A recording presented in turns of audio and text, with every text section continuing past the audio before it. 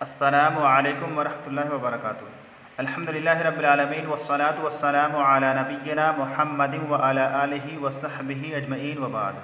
तलबा-ए अज़ीज़, आज के दर्स में हम इस किताब में जो सबक पढ़ेंगे उसका उन्वान है सिफ़त, यानी सिफ़त से मुतालिक आज के दर्स में हम समझने की कोशिश करेंगे।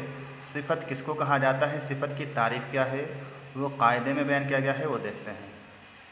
ये कायदा नंबर 23 है, जिसमें सिफ़त की तारीफ़ बताई गई है कि सिफ़त जिसका दूसरा नाम नात भी है, सिफ़त को नात भी कहा जाता है, वो है जो अपने से पहले लफ्ज़ की अच्छाई या बुराई या कोई कैफियत बयान करे।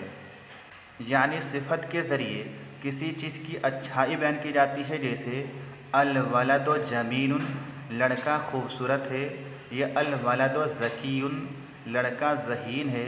इन दोनों मिसालों के ज़रिए लड़के की यानी मौसूफ़ की अच्छाई बताई जा रही है कि लड़का खूबसूरत है, लड़का ज़हीन है। इसी तरह से सिफ़त के ज़रिए किसी चीज़ की बुराई भी बयान की जाती है, जैसे अल वलदु क़बीहुन, लड़का बदसूरत है, या अल वलदु ग़बियुन, लड़का कुन ज़हन है। इसी तरह से सिफ़त के ज़रिए किसी चीज़ की कोई और कैफियत बयान की जाती है, जैसे अल वलदु तवीलुन, लड़का लंबा है, अल वलदु कबीरुन, लड़का बड़ा है। तो इन दोनों मिसालों में लड़के के यानी मौसूफ़ की ना तो अच्छाई बताई गई है, ना ही बुराई बयान की गई है, बल्कि लंबाई और बड़ाई बयान की गई है, जो कि कोई और कैफियत है। सिफ़त से मुतालिक आपने इससे पहले पढ़ा है कि अगर सिफ़त बहाल मौसूफ़ हो तो ऐसी सूरत में मौसूफ़ और सिफ़त में एक साथ चार चीज़ों में मुताबकत पाई जाती है, यानी एराब में, तारीफ़ व तनकीर में, तज़कीर व तानीस में, और वाहिद तस्निया और जमा में।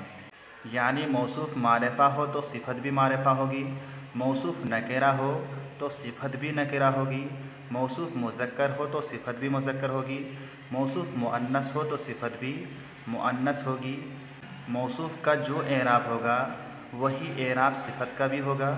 इसी तरह से मौसूफ़ अगर वाहिद हो तो सिफ़त भी वाहिद होगी, मौसूफ़ तस्निया हो तो सिफ़त भी तस्निया होगी, और मौसूफ़ जमा हो तो सिफ़त भी जमा होगी। इस चीज़ को सही तौर से समझने के लिए इस किताब में जो मिसालें दी गई हैं वो देखते हैं। तो पहली मिसाल है दहबल वलदुल जमीलो, खूबसूरत लड़का गया।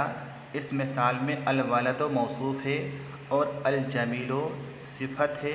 मौसूफ़ और सिफ़त में यहाँ पर चार चीज़ों में मुताबकत पाई जा रही है, यानी अल वलदु मुज़क्कर है और अल जमीलो भी मुज़क्कर है, अल वलदु मारिफ़ा है, अल जमीलो भी मारिफ़ा है, अल वलदु वाहिद है, अल जमीलो भी वाहिद है, अल वलदु का एराब रफ़ा है और अल जमीलो का भी एराब रफ़ा है।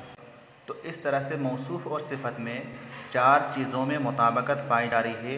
अल वलदु चूँकि मुज़क्कर है, इसीलिए सिफ़त को अल जमीलो को मुअन्नस इस्तेमाल नहीं कर सकते हैं, अल वलदु अल जमीलतो इस्तेमाल नहीं कर सकते हैं। इसी तरह से अल वलदु चूँकि मारिफ़ा है, इसीलिए सिफ़त को यानी अल जमीलो को नकेरा इस्तेमाल नहीं कर सकते हैं। ज़हबल वलदु जमीलुन कहना सही नहीं होगा। इसी तरह से अल वलदु चूँकि वाहिद है, इसीलिए सिफ़त को अल जमीलो को तस्निया या जमा इस्तेमाल नहीं कर सकते हैं।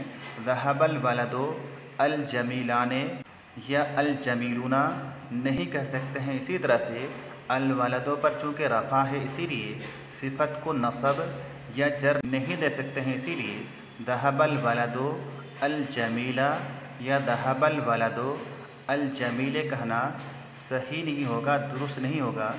उसके बाद दूसरा जुमला है रअयतु रजुलन करीमन, मैंने एक करीम आदमी को, एक बुज़ुर्ग आदमी को देखा। इस जुमला में रजुलन मौसूफ़ है, करीमन सिफ़त है।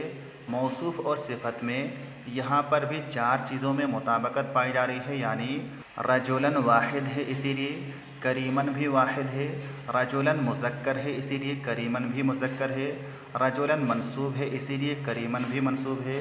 रजुलन नकेरा है, इसीलिए करीमन भी नकेरा है। उसके बाद अगली मिसाल है फ़िल मदीनते सूक़ुन कबीरतुन, शहर में एक बड़ा बाज़ार है। इस मिसाल में सूकुन मौसूफ है और कबीरतुन सिफत है। इस मिसाल में भी मौसूफ और सिफत में 4 चीज़ों में मुताबिकत पाई जा रही है, यानी सूकुन वाहिद है, कबीरतुन भी वाहिद है, सूकुन मुअन्नस है, कबीरतुन भी मुअन्नस है, सूकुन नकेरा है, कबीरतुन भी नकेरा है, सूकुन मरफू है, कबीरतुन भी मरफू है। तो इस तरह से मौसूफ और सिफत में 4 चीज़ों में मुताबिकत पाई जा रही है। उसके बाद चौथा जुमला है फ़ारिहतु बिलहिसानिल अबयज़ी, मैं सफ़ेद घोड़ा से खुश हुआ। इस जुमला में अल-हिसान मौसूफ है और अल-अबयज़ सिफत है। इस जुमला में भी मौसूफ और सिफत में 4 चीज़ों में मुताबिकत पाई जा रही है कि अल-हिसान वाहिद है, अल-अबयज़ भी वाहिद है, अल-हिसान मुज़क्कर है, अल-अबयज़ भी मुज़क्कर है, अल-हिसान मारिफ़ा है, अल-अबयज़ भी मारिफ़ा है, अल-हिसान मजरूर है और अल-अबयज़ भी मजरूर है। उसके बाद 5वां जुमला है यकूनुन नासु कल फ़राशिल मबसूस, लोग बिखरे हुए परवानों की तरह से हो जाएंगे। इस जुमला में अल-फ़राश मौसूफ़ है और अल-मबसूस सिफ़त है। यहाँ पर भी मौसूफ़ और सिफ़त में 4 चीज़ों में मुताबिकत पाई जा रही है। उसके बाद 6ठा जुमला है तारका इब्राहीम अस्सनमल अकबरा, इब्राहीम ने बड़े बुत को छोड़ दिया। इस जुमला में अस्सनम मौसूफ़ है और अल-अकबरा सिफ़त है। यहाँ पर भी मौसूफ़ और सिफ़त में 4 चीज़ों में मुताबिकत पाई जा रही है। उसके बाद 7वां जुमला है काना फिल मदीनते मलिकुन कबीरुन, शहर में एक बड़ा बादशाह था। इस जुमला में मलिकुन मौसूफ़ है और कबीरुन सिफ़त है। इस जुमला में भी मौसूफ़ और सिफ़त में 4 चीज़ों में मुताबिकत पाई जा रही है। उसके बाद 8वां जुमला है लबिस्तो अस्सौबल अबयज़ा, मैंने सफ़ेद कपड़ा पहना। इस जुमला में अस्सौबा मौसूफ़ है और अल-अबयज़ा सिफ़त है। अगला जुमला है यअकुलु ज़ैफ़ु अत्तआम लज़ीज़ा, मेहमान लजीज़ खाना खाता है। इस जुमला में अत्तआमा मौसूफ़ है और अल-लज़ीज़ा सिफ़त है। उसके बाद आखिरी जुमला है ला तज़हबू फिल लैलिल मुज़लिम, तुम लोग अंधेरी रात में, तुम लोग तारीक रात में मत जाओ। इस जुमला में अल-लैल मौसूफ़ है और अल-मुज़लिम सिफ़त है। इस जुमला में भी मौसूफ़ और सिफ़त में 4 चीज़ों में मुताबिकत पाई जा रही है, यानी अल-लैल वाहिद है, अल-मुज़लिम भी वाहिद है, अल-लैल मुज़क्कर है, अल-मुज़लिम भी मुज़क्कर है, अल-लैल मारिफ़ा है, अल-मुज़लिम भी मारिफ़ा है, अल-लैल मजरूर है और अल-मुज़लिम भी मजरूर है, हालत जर में है। उसके बाद इन जुमलों से मुतालिक साहिब किताब वज़ाहत कर रहे हैं, बयान कर रहे हैं कि ऊपर की मिसालों में आखिरी अल्फाज मसलन अल-जमीलो, करीमन, कबीरुन, अल-अबयदो, अल-मबसूसो वगैरह एक सिफत ज़ाहिर करते हैं जो इन लफ्ज़ों से पहले इसम में मौजूद होती है। उस इसम को मौसूफ़ या मनऊत कहते हैं और दूसरे लफ्ज़ का नाम सिफत या नात है, यानी जिस कलेमा की अच्छाई या बुराई या और कोई कैफियत बयान की जाती है उसको मौसूफ़ या मनऊत कहा जाता है। और जिस कलेमा के ज़रिए किसी चीज़ की अच्छाई या बुराई या और कोई कैफियत बयान की जाती है उसको सिफत या नात कहा जाता है। उसके बाद कह रहे हैं कि ऊपर की मिसालों को गौर से पढ़ो और बताओ कि आखिरी दोनों लफ्ज़ों की एराब में क्या फ़र्क है। तुम्हारा जवाब यही होगा कि कोई फ़र्क नहीं। मसलन अल-वलदो के आखिरी हर्फ पर जो एराब है वही हरकत अल-जमीलों पर भी है। दूसरी मिसाल में रजुलन को नसब है, इसी तरह करीमन को भी है। मिसाल नंबर 4 को देखो, अल-हिसाने को जर है, इसी तरह दूसरा लफ्ज़ अल-अबयज़े भी मजरूर है।